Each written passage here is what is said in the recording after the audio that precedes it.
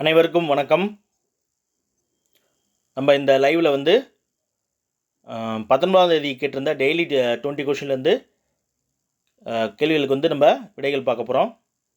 வங்கியியல் பாடம் வந்து படிக்கிறது கொடுத்துருந்தோம். அதுலேருந்து கேள்விகள் தான் பார்த்துடலாமா? ஃபஸ்ட் கொஷின் போயிடலாமாங்க? ஃபஸ்ட் கொஷின் பாருங்கள். வங்கிக் கலையின் அடிப்படையில் பணத்தை வெளியிட்ட முதல் மைய வங்கி எது அப்படின்னு சொல்லி கேட்டிருக்காங்க. இங்கிலாந்து வங்கியா, இல்லை ஸ்வீடன் நாட்டு ரிஸ்க் வங்கியா, ஆப்பிரிக்க ரிசர்வ் பேங்க்கா, இல்லை சீன மைய வங்கியா? ஆன்சர் பண்ணுங்கள்.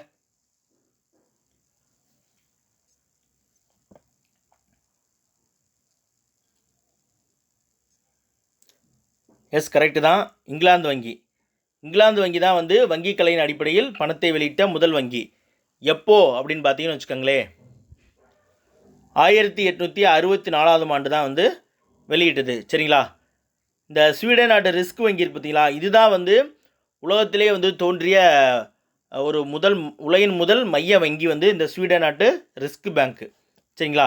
இது வந்து 1656 ஒரு தனியார் வங்கி இருந்து அதுலேருந்து தோன்றியதான் இந்த ஸ்வீடன் நாட்டு ரிஸ்க் வங்கி. இந்த வங்கி வந்து 1897 வந்து பணத்தை வெளியிடுறதுக்கான முழு உரிமையை வந்து பெற்றது. சரிங்களா? இது எல்லாமே ஸ்வீடன் நாட்டு ரிஸ்க் வங்கியை பற்றிய தகவல். அதுக்கப்புறம் என்ன நடக்குது அப்படின்னா, 1920 ஒரு பன்னாட்டு நிதிய மாநாடு அப்படின்னு சொல்கிறாங்க. அதாவது இன்டர்நேஷ்னல் ஃபினான்ஸ் கான்ஃபரன்ஸ் அப்படின்னு சொல்லி ஒரு கூட்டம் நடக்குது. எங்கே அப்படின்னு பார்த்தீங்கன்னா, பிரசல்ஸ் அப்படின்ற நகரில் எழுதுவாங்க. பிரசல்ஸ் இந்த நகரத்தில் நடக்குது. அங்கே எடுக்கப்பட்ட முடிவின் அடிப்படையில் 1921 முதல் 1954 வரைக்கும் பல நாடுகள்லேயும் மைய வங்கிகள் வந்து ஏற்படுத்தப்பட்டது. சரிங்களா? அப்படி உருவாக்கப்பட்ட வங்கிகளில் ஒன்று தான் வந்து நம்ம ரிசர்வ் பேங்க். எப்போ 1934 ரிசர்வ் பேங்க்கோட சட்டத்தின்படி உருவாக்கப்பட்டு 1935 அது ஒர்க்கை ஸ்டார்ட் பண்ணி போகும். சரிங்களா? நம்ம அதை பற்றி வந்து அதில் வரும்போது பார்த்துக்கலாம். அதே காலகட்டங்களில் இந்த தென்னாப்பிரிக்க ரிசர்வ் பேங்க்குன்னு சொல்லி ஒன்று ஆரம்பிக்கிறாங்க. தென்னாப்பிரிக்க ரிசர்வ் பேங்க்கும் அதன் அடிப்படையில் தான் உருவாக்கப்பட்டது. எப்போ அப்படின்னு பார்த்தீங்கன்னா 1921 வருஷம். அப்புறம் சீனா பேங்க்கு, சீன மைய வங்கிங்கிறது 1928 உருவாக்கப்பட்டது. சரிங்களா? அப்போ வங்கிக் கலையின் அடிப்படையில் பணத்தை வெளியிட்டு முதல் எது? ஆப்ஷன் ஏ தான் கரெக்டு. சரிங்களா? அடுத்த 2வது கொஷின் போயிடலாமா? இந்தியாவின் முதல் வங்கி எதுன்னு கேட்டிருக்காங்க. வங்காள வங்கியா, மும்பை வங்கியா, சென்னை வங்கியா, அல்லது இந்துஸ்தான் பேங்கா? கமெண்ட் பண்ணுங்க ஆன்சர்.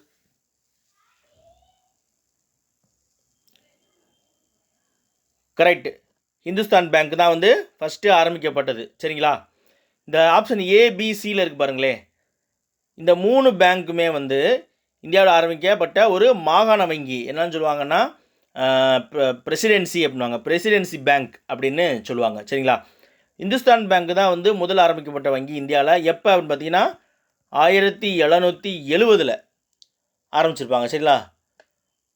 வங்காள வங்கி எப்போ ஆரம்பிச்சிருப்பாங்க அப்படின்னு பார்த்தீங்கன்னா 1809 ஆரம்பிச்சிருப்பாங்க.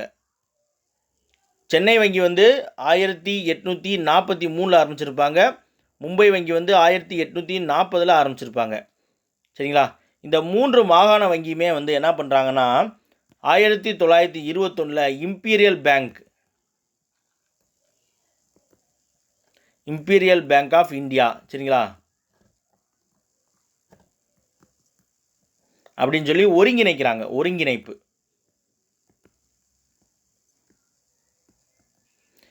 எப்போ? 1921 இந்த வங்காள வங்கி, மும்பை வங்கி, சென்னை வங்கியை ஒருங்கிணைக்கிறாங்க.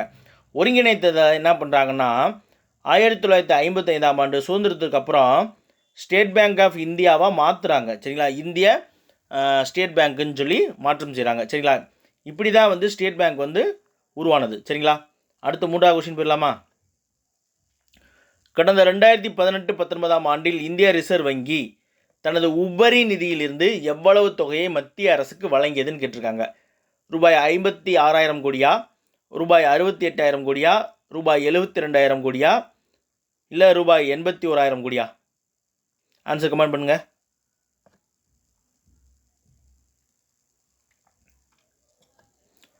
அதாவது ரூபாய் 68,000 கோடியை தான் வந்து 2018-19 வந்து ரிசர்வ் பேங்க் கிடைக்கப்பட்ட உபரி நிதி எக்ஸ்ட்ரா வருவாயிலிருந்து நம்ம சென்ட்ரல் கவர்மெண்ட்டுக்கு கொடுத்துருப்பாங்க. சரிங்களா? எவ்வளவு? 68,000 கோடியை கொடுத்துருக்காங்க.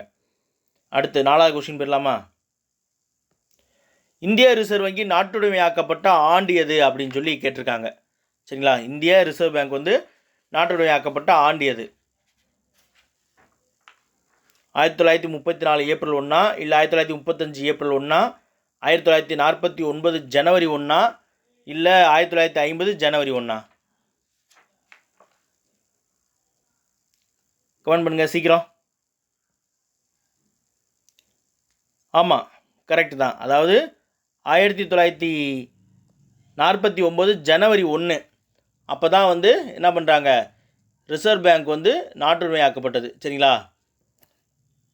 இந்த 1935 ஏப்ரல் 1 நான் சொன்னேன், 1935 பணியை தொடங்கினது.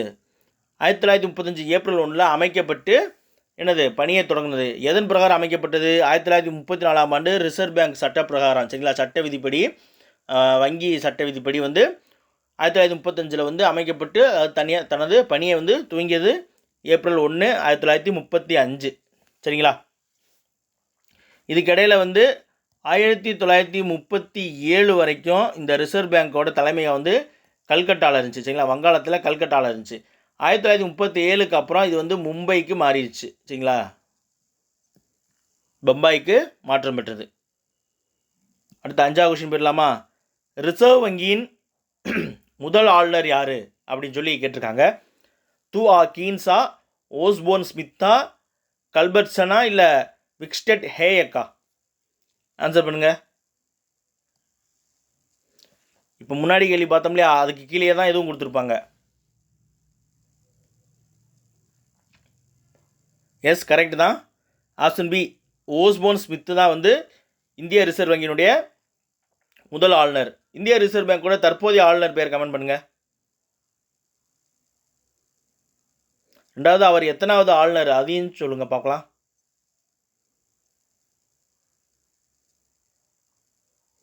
ஆமாம், சஞ்சய் மல்கோத்ரா.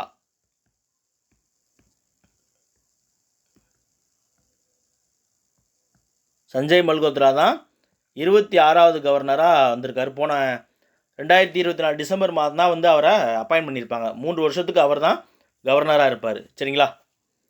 அடுத்து 6வது கொஸ்டின் போயிடலாமா?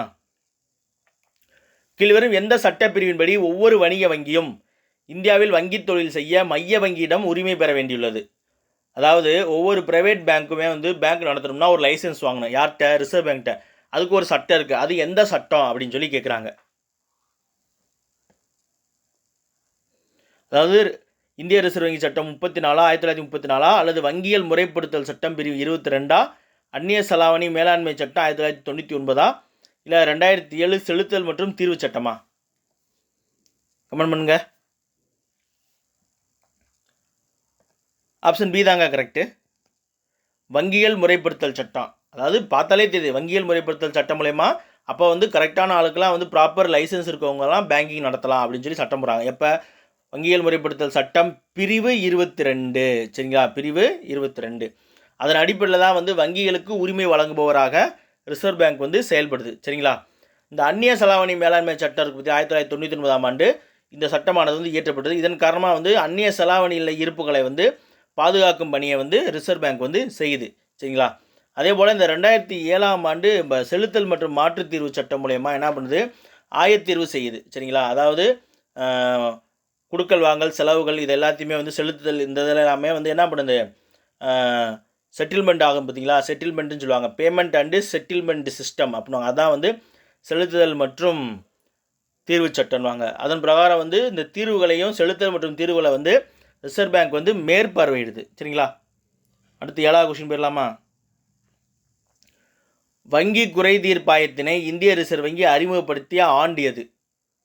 1935 அல்லது 1949 அல்லது 1995 99? கமெண்ட் பண்ணுங்க.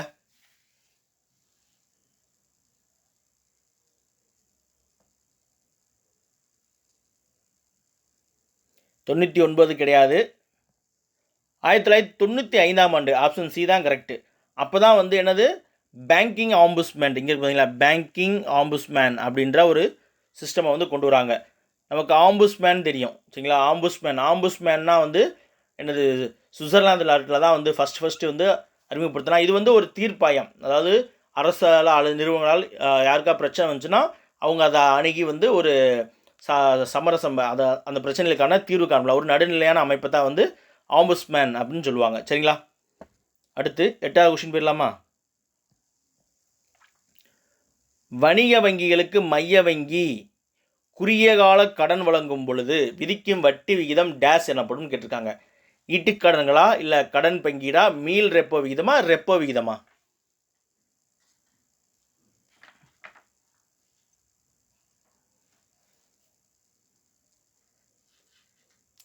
கரெக்டு தான், ரெப்போ விகிதம் தான் கரெக்டு. ஆப்ஷன் டி ரெப்போ விகிதம். அதாவது மற்ற வணிக வங்கிகள் வந்து மைய வங்கியில், அதாவது ரிசர்வ் பேங்க்லேருந்து கடன் வாங்குது. கடன் வாங்கும்போது இப்போ கடன் வாங்கினா வட்டி தரணும் இல்லையா, அதுவும் குறுகிய கால கடன் தரும்போது வட்டி தரதுக்கு அந்த வட்டி விகிதத்தை வந்து யார் ஃபிக்ஸ் பண்ணுவா, ரிசர்வ் பேங்க் ஃபிக்ஸ் பண்ணும் சரிங்களா. அப்போ அந்த விகிதத்தை அப்படி ஃபிக்ஸ் பண்ணுற அந்த இன்ட்ரெஸ்ட்டை வந்து என்னன்னு சொல்கிறாங்கன்னா ரெப்போ விகிதம் அப்படின்னு சொல்லுவாங்க. அதே இது ஆப்ஷன் சியில் இருக்கு பாருங்க, மீள் ரெப்போ விகிதம். மீள் ரெப்போ விகிதம்னா என்னன்னு சார் அப்படின்னு கேட்டிங்கன்னா, ரிசர்வ் பேங்க் வந்து மற்ற வணிக வங்கிகள்கிட்ட வந்து கடன் வாங்குதும் பொழுது அதற்கு அந்த பணத்துக்கு அவங்க வந்து ரிசர்வ் பேங்க் செலுத்த வேண்டிய வட்டியை வந்து மீள் ரெப்போ விகிதம் அப்படின்னு சொல்கிறாங்க.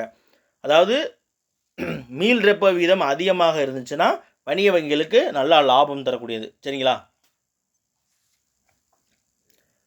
அடுத்து 9வது கேள்வி போயிடலாமாங்க. இந்திய ரிசர்வ் வங்கி தனக்கு கீழாக பின்வரும் எந்த அமைப்பின் மூலம் விவசாயத்திற்கான கடனை வழங்குகிறது அப்படின்னு சொல்லி கொடுத்துருக்காங்க. மாநில கூட்டுறவு வங்கிகளா, மத்திய கூட்டுறவு வங்கிகளா, இல்லை துவக்க வேளாண்மை கூட்டுறவு சங்கங்களா, இல்லை மேற்கண்ட அனைத்துமே வா சொல்லுங்கள்.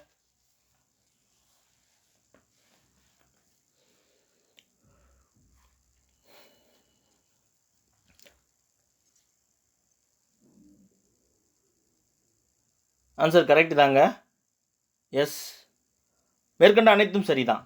ஆமாம், எல்லாமே இது இந்த அனைத்து அமைப்பின் மூலமாகவும் வந்து இந்திய ரிசர்வ் வங்கி வந்து என்னது விவசாயத்திற்கான கடனை தருது. அதை வந்து குறுகிய கால கடன், மத்தியம கால கடன், அப்புறம் நீண்ட கால கடன் அப்படின்னு சொல்லி பிரிப்பாங்க சரிங்களா. அதாவது அக்ரிகல்ச்சர் கிரெடிட் டிபார்ட்மெண்ட் அப்படின்னு சொல்லி ஒரு துறையை வந்து உருவாக்குது. அதாவது விவசாயத்துறைக்கு நிதியளிக்கிறதுக்காக ஒரு துறையவே வந்து என்ன பண்ணுறாங்க, தனி விவசாய கடன் துறை, விவசாய கடன் துறை அப்படின்னு சொல்லி ஒரு துறையை வந்து உருவாக்குறாங்க. அதன் அடிப்படையில் வந்து என்ன பண்ணுறாங்கன்னா ரிசர்வ் பேங்க் வந்து அதுக்கு கீழே வந்து ஒரு 3 அமைப்புகளை வச்சுக்குது. அப்படி மாநில அளவில் உருவாக்கப்பட்ட அமைப்பு, நல்லா கவனிங்க, மாநில அளவில் உருவாக்கப்பட்ட அமைப்பு மாநில கூட்டுறவு வங்கி. மாவட்ட அளவில் மத்திய அளவில் கிடையாது சரிங்களா. மாவட்ட அளவில் வந்து மத்திய வங்கிகளை வந்து கூட்டுறவு வங்கிகள் செயல்படுது சரிங்களா. இந்த துவக்க வேளாண்மை கூட்டுறவு சங்கங்கள் வந்து என்னது கிராம அளவில் சரிங்களா. கிராம அளவில் நம்ம ஊரில் இந்த அர்பன் பேங்க்லாம் பார்த்துருப்போம் இல்லையா, பாண்டியன் வங்கி எப்படிலாம் பார்த்துருப்போம் இல்லையா, அதுபோல் கிராம அளவில் சரிங்களா. மேற்கண்ட அனைத்துமே சரி, இந்த 3 அமைப்புகளின் மூலமாகவும் ரிசர்வ் பேங்க் வந்து விவசாயத்திற்கு தேவையான கடன்களை வந்து வழங்குது. அடுத்து 10வது கொஸ்டின் போயிடலாமா. விவசாய மேம்பாட்டிற்காக மாநில கூட்டுறவு வங்கிகள் அரசு பத்திரங்கள் மற்றும் நிலவள வங்கிகளின் கடன் பத்திரங்களை ஈடாக ஏற்று எத்தனை மாத கடனை ரிசர்வ் வங்கிகள் வழங்கி வந்தது அப்படின்னு சொல்லி கேட்குறாங்க. அதாவது விவசாய மேம்பாட்டிற்காக மாநில கூட்டுறவு வங்கிகள் வந்து அரசு பத்திரங்கள் இருக்குல்ல, பத்திரம் அப்புறம் நிலவள வங்கிகளுடைய கடன் பத்திரங்களை ஈடாக, அந்த பணத்திற்கு ஈடாக வாங்கிக்கிட்டு எவ்வளோ மாத கடன் வழங்கியது அப்படின்னு சொல்லி கேட்குறாங்க. அதாவது இந்த கடனை வந்து என்னன்னு சொல்லுவாங்கன்னா குறுகிய கால கடன் அப்படின்னு சொல்லுவாங்க. இப்போ அது எத்தனை மாதம் கமெண்ட் பண்ணுங்கள். குறுகிய கால கடன் சொல்லிட்டேன். கரெக்ட், குறுகிய கால கடனாலே குறைந்தபட்சம் ஒரு 1.5 வருஷம், ஒரு தோராயமாக ஒரு 15 மாதங்களுக்கு வந்து ஒரு குறுகிய கால ஷார்ட் டேர்ம் லோன்ஸ் வந்து தர்றாங்க. எதுக்கு அப்படின்னு பார்த்தீங்கன்னா சந்தையிடல் தொடர்பாக தர்றாங்க. விவசாய பணிகளை மேற்கொள்றதுக்கும் அப்புறம் சந்தையிடல் பணிகள் தரதுக்காகவும் தர்றாங்க சரிங்களா. இதுக்கு வந்து ஈடாக எதை வாங்கிக்கிறாங்க அப்படின்னு பார்த்தீங்கன்னா அரசு பத்திரங்கள் மற்றும் நிலவள வங்கிகளின் கடன் பத்திரங்களை வந்து வாங்கிக்கிறாங்க சரிங்களா.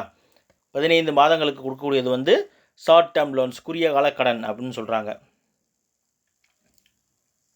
அடுத்து 11வது கேள்வி பார்ப்போம். ரிசர்வ் வங்கியானது பருவகால விவசாய பணிகள் மற்றும் விவசாய பொருள் சந்தையிடல் தொடர்பாக எத்தனை கால கடன்களை, அதாவது எந்த கால கடன்களை வழங்கி வந்தது? குறுகிய கால கடனா, நடுத்தர கடன்களா, மத்திய கால கடன்களா, நீண்ட கால கடன்களா?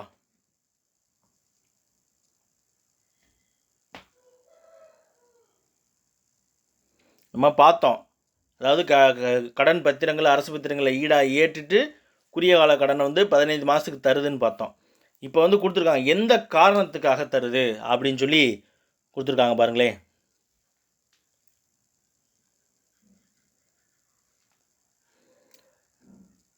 ஆன்சர் ஏ தாங்க கரெக்டு. குறுகிய கால கடன்களை தருது. எதுக்கு? சந்தையிடல் மற்றும் விவசாய பணிகள் தொடர்பாக. சரிங்களா? சந்தையிடல் மற்றும் விவசாய பணிகள், விவசாய பொருட்கள் பணிகள் தொடர்பாக தரக்கூடியது வந்து குறுகிய கால கடன். இந்த நடுத்தர கடன், மத்திய கால கடன், நீண்ட கால கடன் அப்படின்ட்டு பார்த்தீங்களா, இதெல்லாம் என்ன அப்படின்னா, இது நடுத்தர கடன் அப்படின்னாலும் கரெக்டு தான், மத்திய கால கடன், இந்த ரெண்டுமே ஒன்று தான். சரிங்களா? நீண்ட கால கடன் தனியாக இருக்குது. நம்ம அடுத்த கேள்விகள் வரும், நம்ம அதில் பார்த்துடலாம். 12வது கேள்வியை கவனிங்க. ரிசர்வ் வங்கியால் வழங்கப்பட்ட மத்திய கால கடன்கள் எதற்கானது அப்படின்னு சொல்லி கேட்டிருக்காங்க. பருவகால விவசாய பணிகளுக்கா, இல்லை நிலத்தினை தரம் மேம்படுத்தலுக்கா, இல்லை பழைய கடன்களை திரும்ப செலுத்துவதா, விவசாய பொருள் சந்தையிடலா? இப்போ தான் அதுக்கு முன்னாடி சம்மந்தப்பட்டது ஒன்று பார்த்தோம். ஸோ ஈஸியாக ஆன்சர் பண்ணிடுவீங்க. படுங்க.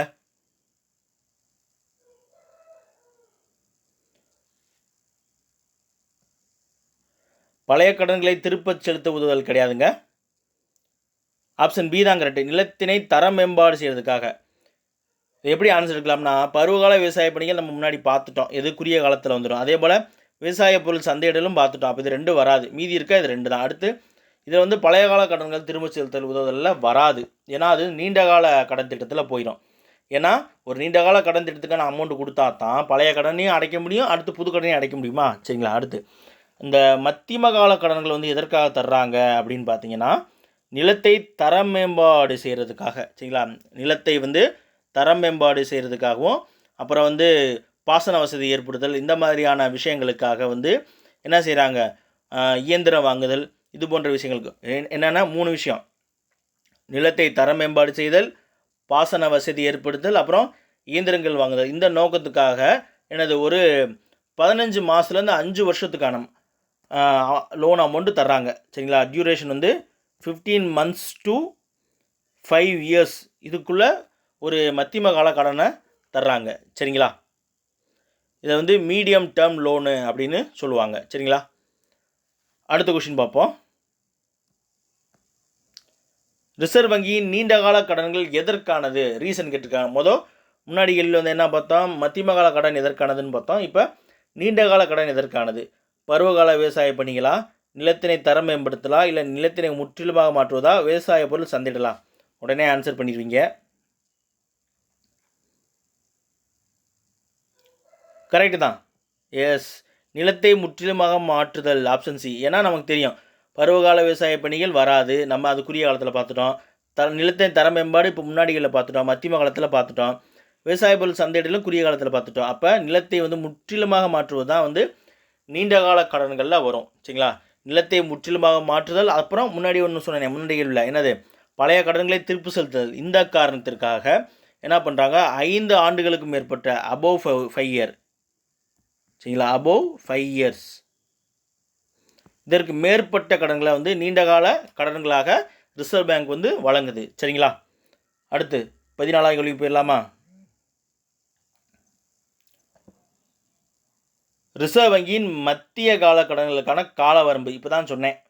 15 மாதமா, இல்லை 15லேருந்து 3 வருஷமா, இல்லை 15லேருந்து 5 வருஷமா, இல்லை 5 வருஷத்துக்கு மேலேயா? ஆன்சர் பண்ணுங்கள்.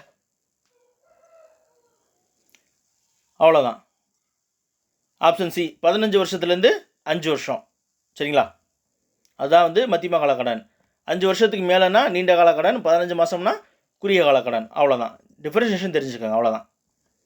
அடுத்து 15வது கேள்வி போயிடலாமா? 1982ஆம் ஆண்டிற்கு பிறகு விவசாய கடன் சம்பந்தமான அனைத்து பொறுப்புகளையும் டேஷ் ரிசர்வ் வங்கியிலிருந்து பெற்றுக்கொண்டது அப்படின்னு சொல்லி கேட்குறாங்க. நபார்டு வங்கியா, இல்லை விவசாய மறுகடன் மேம்பாட்டு கழகமா, இல்லை ஐசிஐசிஐயா, இல்லை ஐடிபி பேங்கா?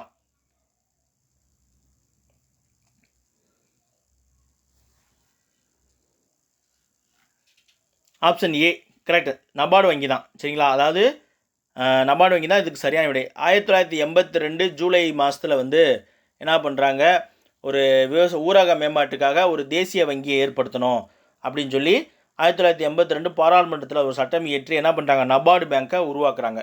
அப்போ அந்த நபார்டு பேங்க் ஊரக வங்கியை உருவாக்குனதுக்கப்புறம் இந்த விவசாய கடன் சம்மந்தமான அனைத்து பொறுப்பையுமே வந்து இந்த நபார்டு பேங்க் வந்து எடுத்துக்கிச்சு. சரிங்களா, இந்த நபார்டு பேங்க்கு கீழே தான் இதுக்கு முன்னாடி இருந்த மாநில கூட்டுறவு வங்கி, மத்திய கூட்டுறவு வங்கி, அப்புறம் துவக்க வேளாண்மை கூட்டுறவு சங்கம், இது எல்லாமே முன்னாடி ரிசர்வ் பேங்க்குக்கு கீழே இருந்துச்சு. இது வந்து 1982க்கு அப்புறம் அப்படியே ஃபுல்லாக எல்லாமே நபார்டு பேங்க்கு கீழே வந்துருச்சு. சரிங்களா, அடுத்து 16வது கேள்வி பார்த்துடலாமா. பொறுத்து சொல்லியிருக்காங்க, நபார்டு வங்கி துவங்கப்பட்டது கொடுத்துருக்காங்க. அதே போல் விவசாய மறுகடன் மேம்பாட்டுக் கழகம், வட்டார ஊரக வங்கியில் ஐசிஐசிஐ பேங்க், இதெல்லாம் வந்து எந்தெந்த வருஷம் தொடங்கினாங்க அப்படின்னு சொல்லி கேட்டிருக்காங்க பாருங்கள்.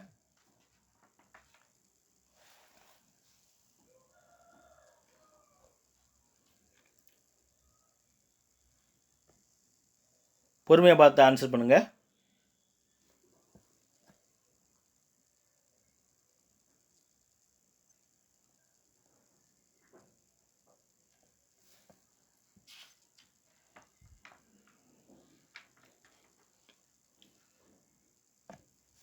ஆன்சர் சொல்லட்டுமா?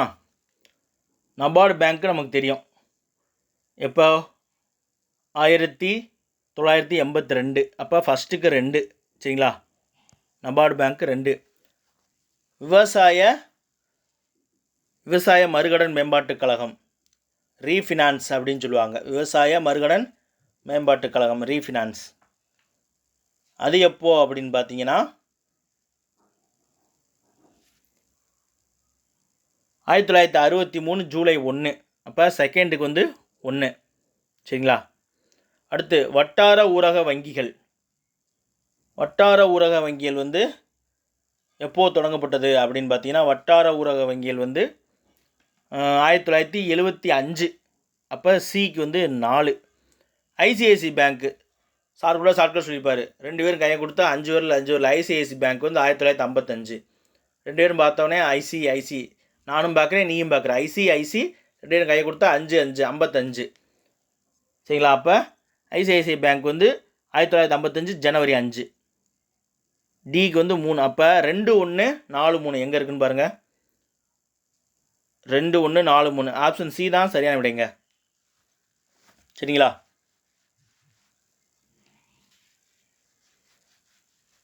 அடுத்து போலாமா. 17வது கொஷின்,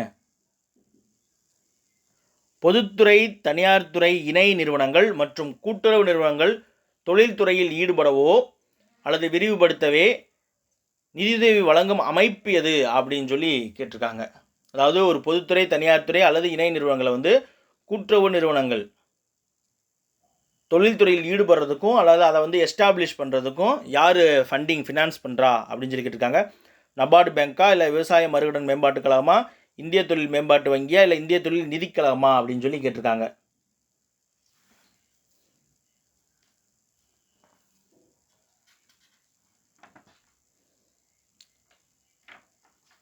ஆன்சர் பண்ணுங்க சீக்கிரம்.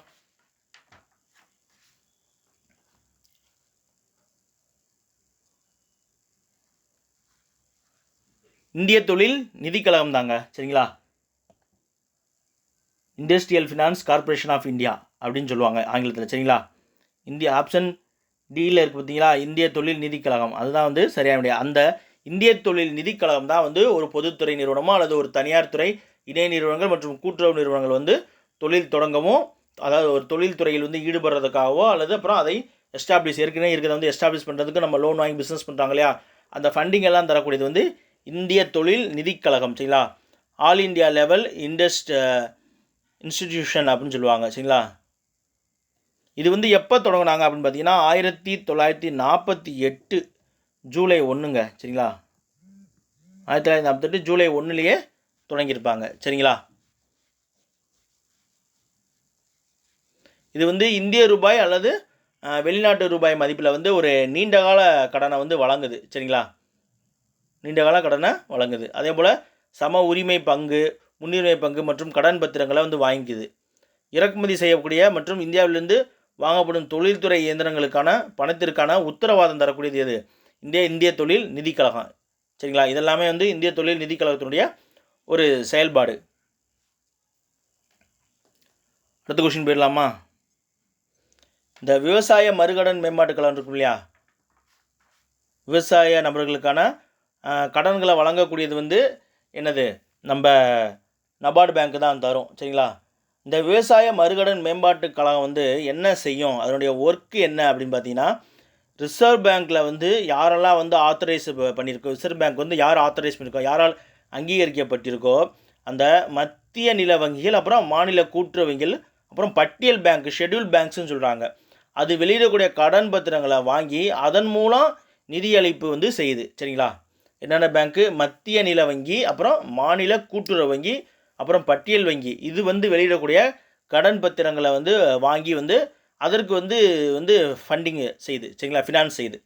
அதுதான் வந்து விவசாய மறுகடன் மேம்பாட்டு கழகத்தினுடைய நோக்கம். சரிங்களா, அடுத்து 18வது கொஸ்டின் போயிடலாமா? உலக வங்கியிலிருந்து பெறப்படும் இந்திய தொழிற்கடன்களை முறைப்படுத்தி அளிப்பதும் மூலதன சந்தையை கட்டமைப்பதும் நோக்கமாக கொண்டு தொடங்கப்பட்ட அமைப்பு எது அப்படின்னு சொல்லி கேட்டிருக்காங்க. அதாவது வேர்ல்டு பேங்க்லேருந்து பெறப்படக்கூடிய தொழிற்கடன்களை முறைப்படுத்தி யார் அதை வந்து ஆர்கனைஸ் பண்ணுறது? சரிங்களா, அதை முறைப்படுத்துறது. அடுத்து அந்த மூலதன சந்தையை கட்டமைப்பது, அதை யார் வந்து அது வந்து ஆர்கிடெக்ட் பண்ணுறது. இதை வந்து கோலா நோக்கமாக கொண்டு தொடங்கப்பட்ட அமைப்பு எது? நபார்டா, இல்லை ஐசிஐசியா, இல்லது ஐஎஃப்சிஐயா, இல்லை ஐடிபிஐயா?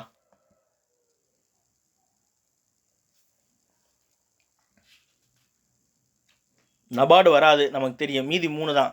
சொல்லுங்க.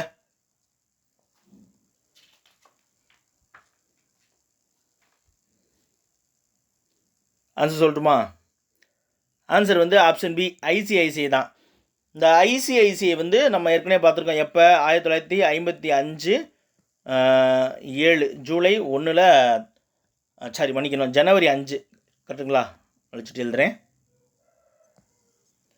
1955 ஜனவரி 5 தொடங்கப்பட்டதான் இந்த ஐசிஐசிஐ பேங்க்கு. இது வந்து ஒரு 3 பேர் 3 பேரால் நியமிக்கப்பட்ட ஒரு மூவர் குழுவால் உருவாக்கப்பட்டது. அந்த 3 பேர் யாருன்னா, ஒன்று இந்தியன் கவர்மெண்ட்டு, அடுத்து வந்து வேர்ல்டு பேங்க்கு உலக வங்கி, அடுத்து வந்து அமெரிக்கன் கவர்மெண்ட்டு, யுஎஸ்ஏ கவர்மெண்ட். இந்த 3 பேரால் உருவாக்கப்பட்ட ஒரு மூவர் குழுவின் பரிந்துரைப்படி உருவாக்கப்பட்டதான் வந்து இந்த ஐசிஐசி பேங்க்கு. இந்த ஐசிஐசி பேங்க்கு தான் வந்து என்ன செய்யுது அப்படின்னா, உலக வங்கியிலேருந்து பெறப்படக்கூடிய இந்திய தொழிற்கடன்களை முறைப்படுத்தி அளிக்குது, அப்புறம் மூலதன சந்தையை கட்டமைப்பது, இதை வந்து நோக்கமாக கொண்டு செயல்படுது. சரிங்களா, இந்த ஐசிஐசி பேங்க் வந்து இதற்கு முன்னாடி வந்து இதனுடைய மூலதனமாக எதை வச்சிருந்துச்சு அப்படின்னு பார்த்தீங்கன்னு வச்சுக்கலேன், அப்புறம் தனியார் நிறுவனங்கள், அமைப்புகள் மற்றும் பொதுமக்கள்லேருந்து இருந்துச்சு இதனுடைய மூலதனம். சரிங்களா, அதே போல் இப்போ முன்னாடி வந்து எப்படி இருந்துச்சுன்னா, தனியார் நிறுவனங்கள், அப்புறம் அமைப்புகள் மற்றும் பொதுமக்களிடமிருந்து இதனுடைய மூலதனம் வந்து இருந்துச்சு. இப்போ வந்து குறிப்பாக இது வந்து தேசியமயமாக்கப்பட்டுச்சு. சரிங்களா, இந்த ஐசிஐசி பேங்க் வந்து நேஷனலைஸ் பண்ணிட்டாங்க. அதற்கப்புறம் இது பெரும்பாலான மூலதனம் வந்து பொதுத்துறை நிறுவனங்களான பேங்க்கு, அப்புறம் நம்ம லைஃப் இன்சூரன்ஸ் கார்பரேஷன் இருக்குல்ல, ஆயுள் காப்பீட்டு கழகம், பொது காப்பீட்டு கழகம், இந்த துணை அமைப்புகள் ஆகியோட வந்து இதனுடைய மூலதனம் வந்து இருக்குது. அங்கேருந்தால் இதுக்கான மூலதனம் வந்து எடுத்துக்குது. சரிங்களா, இது வந்து 1973 முதல் தனக்கான நிதியை வந்து பன்னாட்டு மூலதன சந்தையிலிருந்தே பெறுது. சரிங்களா, அதற்கு தேவையான நிதியை வந்து எப்போ 1973 ஐசிஐசிஐ பேங்க் வந்து அதற்கு தேவையான மூலதனத்தை, அதாவது அந்த நிதியை, அதுக்கு தேவையான அமௌண்ட்டை பன்னாட்டு மூலதன சந்தையிலேருந்தே வாங்கிக்குதான். சரிங்களா, பெரும்பாலானது வந்து இந்திய ரூபாயில் திரட்டப்படும் நிதியாக இருக்குது. சரிங்களா, அடுத்து 19வது கொஸ்டின் போலாமா? கீழ்காணும் எந்த வங்கியின் சிறப்பு செயல்பாடாக வளர்ச்சி உதவி நிதி என்ற ஒரு சிறப்பு நிதியை உருவாக்கியுள்ளது? அதாவது ஒரு வங்கி அதனுடைய சிறப்பு செயல்பாடாக வந்து உருவாக்கியிருக்கு. என்னதை? வளர்ச்சி உதவி நிதி அப்படின்ற ஒரு நிதியை வந்து உருவாக்கியிருக்கு. அது எந்த பேங்க்கு அப்படின்னு சொல்லி கேட்குறாங்க. நபார்டா, ஐசிஐசியா, இல்லை ஐஎஃப்சிஐ, இல்லை ஐடிபிஐயா?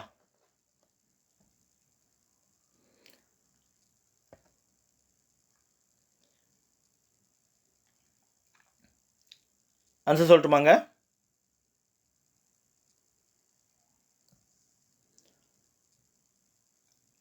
ஐடிபிஐ பேங்க் இருக்குது பார்த்தீங்களா, இந்த ஐடிபிஐ பேங்க் தான் வந்து சரியான விதை. இதுதான் வந்து என்ன பண்ணுது இந்த வங்கியினுடைய சிறப்பு செயல்பாடாக வளர்ச்சி உதவி நிதி அப்படின்ற ஒரு சிறப்பு நிதியை வந்து உருவாக்குது. சரிங்களா? அதாவது டெவலப்மெண்ட் அசிஸ்டன்ஸ் ஃபண்டு அப்படின்னு சொல்கிறாங்க. டெவலப்மெண்ட் அசிஸ்டன்ஸ் ஃபண்டு அதை வந்து உருவாக்குனது வந்து ஐடிபிஐ பேங்க். சரிங்களா? இது வந்து பிப்ரவரி 5, 1976 வரைக்கும் ரிசர்வ் வங்கியின் துணை அமைப்பாக தான் இருந்துச்சு. எப்போ? பிப்ரவரி 15, 1976 வரைக்கும் ரிசர்வ் பேங்க்கோட ஒரு துணை அமைப்பாக தான் செயல்பட்டுக்கிட்டு இருந்துச்சு. சரிங்களா? அதுக்கப்புறம் இது பிரிக்கப்பட்டு அதே வருஷத்தில் வந்து பிப்ரவரி 16 இந்திய அரசிற்கு சொந்தமான தன்னாட்சி பெற்ற ஒரு கழகமாக மாறுது. 15 வரைக்கும் ரிசர்வ் பேங்க்கோட ஒரு துணை அமைப்பாக இருந்துச்சு. 16க்கு அப்புறம் என்ன ஆகுதுன்னா ஒரு தன்னாட்சி பெற்ற கழகமாக வந்து மாறினது. எது? ஐடிபிஐ பேங்க்குன்னு சொல்கிறாங்க. இதை தமிழ் என்ன சொல்லுவாங்கன்னா இந்திய தொழில் மேம்பாட்டு வங்கி அப்படின்வாங்க. இந்திய தொழில் மேம்பாட்டு வங்கி, அதாவது industrial development bank of India அப்படின்னு சொல்லுவாங்க. சரிங்களா? அடுத்து லாஸ்ட் கொஷின் பார்ப்போம்.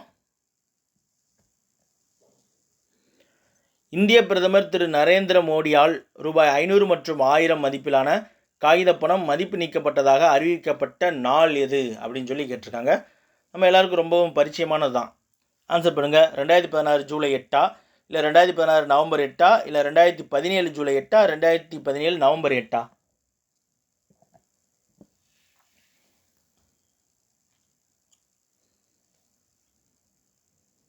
அவ்வளோதான், கரெக்ட்.